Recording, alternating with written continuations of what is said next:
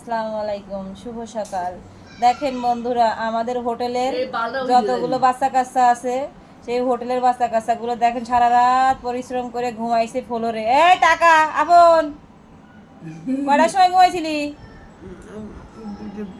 দেন এটা হলো রাত 3টের সময় ঘুমাইছে। এই এসা তা ওঠ, চা পানি খাবি না? অরিশা ওঠ।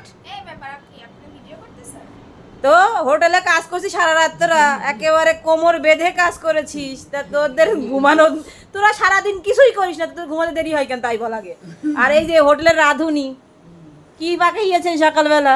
সকালবেলায় আছে তোমার বড়ি ভাজি, ভাত মাখানি, মানে স্পেশাল খাওয়া দাওয়া হোটেলের।